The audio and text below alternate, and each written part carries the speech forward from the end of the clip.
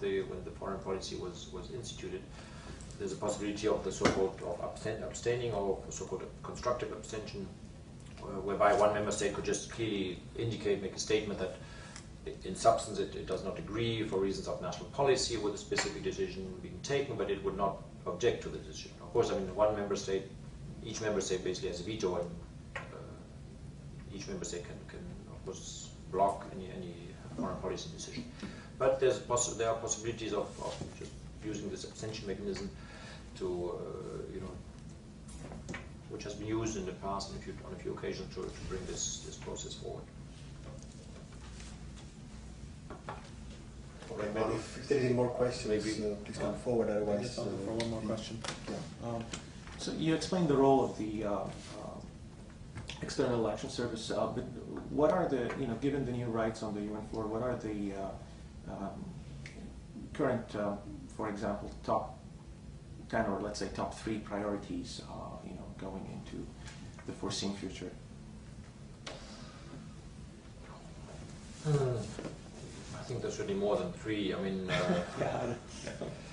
I mean the actual, the fundamental policies of the European Union have not changed fundamentally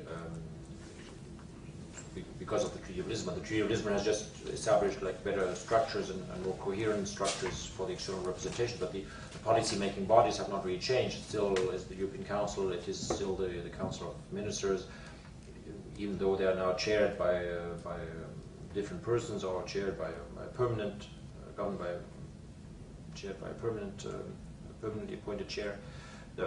Still, it is the ministers of the member states that shape the policy. So I mean, there's certainly more than 3 subject matters that are priorities for the European Union. I mean, the European Union, basically at the UN, is engaged across the board in takes positions on nearly all subject matters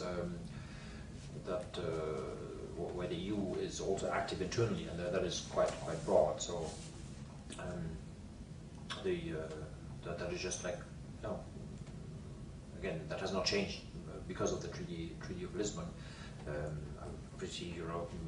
Human rights is always very high on the agenda of the European Union, but so is counterterrorism and EU-UN cooperation in that regard. Of course, again, development cooperation is a natural also field where the EU will be active because it has been a very large donor. So to say that you can't really say that there are certain priorities that are more important than others, because the EU basically generally as a principle wants to be engaged in the UN and in a multilateral organization. That's a goal, or that is also written in the treaty as such. So it depends very much on the UN's agenda. I mean, the EU's activities at UN are very much then a function of the UN agenda, depending on how the UN President of the General Assembly sees the priorities, and the EU will, I think, will have a position on nearly all policies, maybe on some more than others, but without necessarily being able to say that this is a higher priority than another.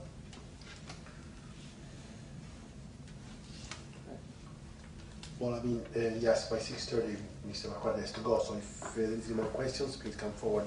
Otherwise, we'll call the lecture over, I guess. And very much thank you for coming. Yeah.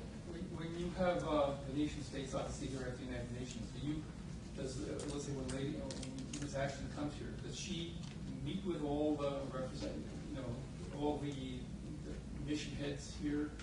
Is there any attempt at coordination or some kind of smoothing over? Because obviously there's certain countries that seem to have more of a relationship one way with reference to, let's say, Libya, and others that have a different approach. So I mean, in other words, is there any smoothing over? Well, I mean, if she travels to New York to attend a UN meeting, she will not necessarily meet with the local heads of mission here, because she will already have coordinated with the foreign ministers in Brussels. And then she will have a mandate already.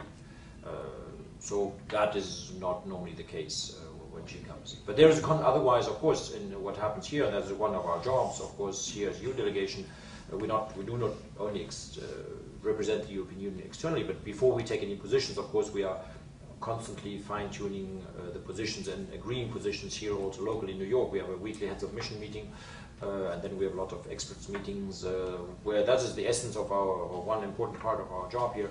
That of course, before we can speak with one voice, we need an agreed position of 27 member states, and that happens, that's why we have these meeting rooms.